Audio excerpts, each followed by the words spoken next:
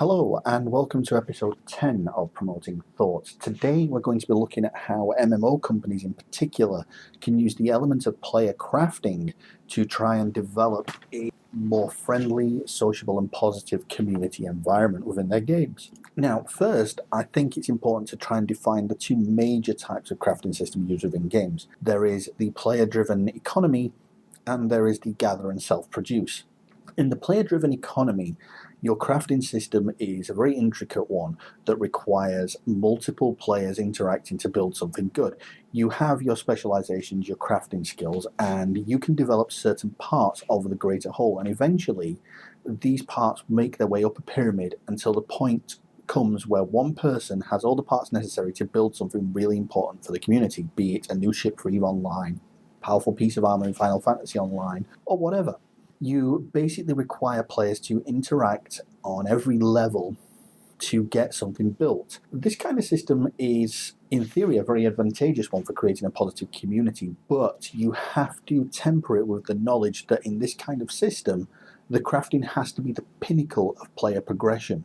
You can't have raids, you can't have PvP arenas, you can't have PvE challenges be the pinnacle of progression. It has to be the crafting system, because the crafting system has to be the most meaningful part of the game's advancement.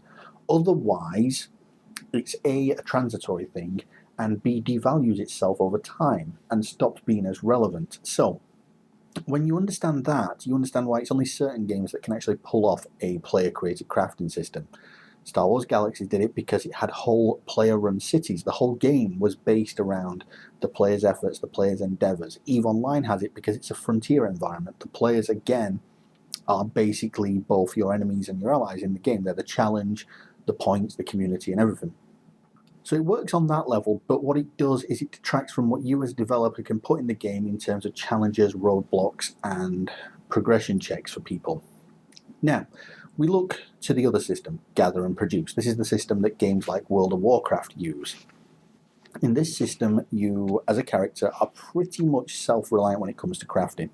You can produce some nice things. Some of them might require drops from your various PvE challenges, but for the most part, you can go out on your own, you can gather up what you need, and you can make something, or you can get skill points out of it, or whatever. In this system, the emphasis is very much on providing crafting as an alternative endeavor, rather than as an alternative form of progression, in the sense that your character won't generally get more powerful. You might get some little perks, but generally won't get much in the way of overall progression from it, but it's another thing to do, it's another bar to fill, another meter to top out, whatever you like. The problem with this system is that it doesn't encourage player interaction. It doesn't encourage player accountability. With a player-based economy, reputation matters. How you act towards your fellow player matters. Because if you're not trusted, nobody's going to come to you with their items and ask you to make stuff, so you're not going to be able to turn any kind of in-game profit over the skill and time investment you've put in. In turn, a gather and produce element pretty much rules out player interaction unless you want to take shortcuts. It doesn't foster that element of interdependency with players of other trade skills. Even if there's the odd item that each other needs, generally in such systems you're self-reliant. Now, once we've established that, you can start looking at, is there a way to use the crafting skills to foster a more positive and progressive community environment within a game? Well, firstly, I think yes, there is. Even if you don't go down the whole route of a player-based economy, what you can do is you can make the crafting meaningful to a degree. You can have, one of the best items a character can get for whatever class, skill, makeup, role, however you want to describe it, whatever they play, you can have one of the items they will be able to get as their very best come from crafting. And you can require different skills to get there. In that sense, you make crafting meaningful to progression-oriented players.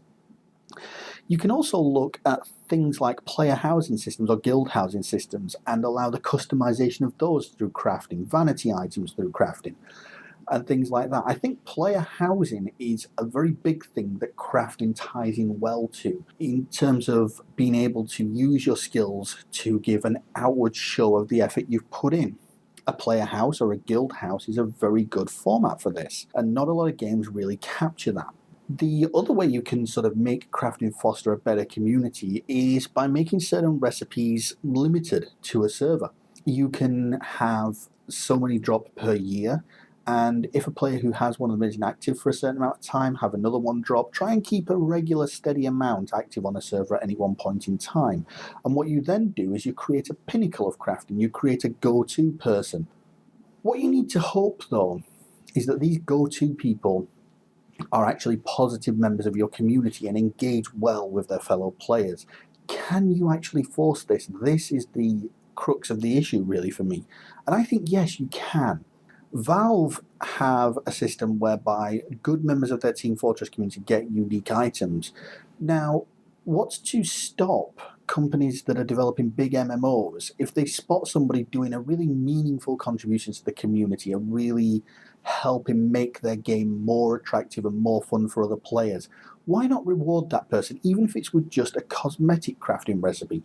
Here you go, you can now make this robe. It has a unique appearance that no other item that drops in game has. You can make it because you were commended as a positive member of your community. And that's one example they could do. It's a very subjective thing, but I think the subjective element needs to come back to how we treat players and how we treat communities. There needs to be an element where companies can reward somebody for going above and beyond just being a good player and actually being a good community member. And I think it's in their own interest to do as well, because for me, when I play in a game, if I have a good experience with other players, that makes me like that game more. It makes me more likely to stay with that game. Alternatively, if I have a bad experience, it does put me off. And I think if you actually start using crafting as a way to reward those players who make your game more appealing to other players, what you will create is a system whereby players are rewarded for doing right rather than punished for doing wrong. Positive reinforcement of good community attitudes. It's something that can and should work. Yes, it requires input from the community team, but you know what? We pay monthly subs for this sort of thing. I, for one, would be perfectly happy to see slightly less content coming out every month and have a few people whose job it is to look at the servers, look at the game being played, look at the forums, look at the fan sites and pick out those players who are making their product better for them, who are making the experience better for other players, and say, hey, look, thanks for doing that, have this, that'd be nice. I don't know about you, but I just think that kind of positive reinforcement could really bring back a good community environment. Not on its own, but it could certainly be a good tool for doing that. Now, if you look at crafting in that sense, and then you think, well, these players are going to have stuff that I can't get. Yes, you can. You can get it by being a good member of your community, by making a positive impact on the game, by being commended by your fellow players and the people who made the game. You too can have access to this. It might not be fair, it might not be easy, but you know what? I think sometimes rewarding people for good things, yeah, it doesn't have to be fair. Sue me. It's not unbalancing if you make it cosmetic stuff, so that's that argument out of the window. I genuinely feel that people who make a positive impact on games should be rewarded, and this could be a method to help bring back the golden days of the online community, where people actually positively engaged, spoke to each other, treated each other with a bit of human decency, a little bit of solidarity, didn't judge each other based purely on a 10-minute performance in a game, but treat each other like people, enjoyed company for the sake of company.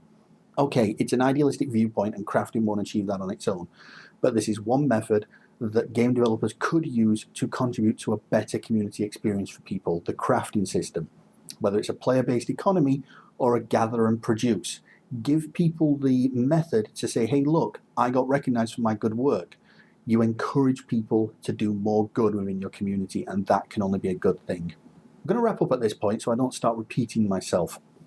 As I said from last week, really appreciate the support, the kind messages and the subscriptions. Keep them coming. Keep the links going up on Facebook and other social networking sites. And if anybody has any ideas of how to get word out about these videos, how to raise awareness, drop me a PM. Likewise, if you have a suggestion, comment, feedback, let me know. There's plenty of ways to get in touch with me, so take advantage of them. Enjoy your gaming, guys. Be good to each other. Take care.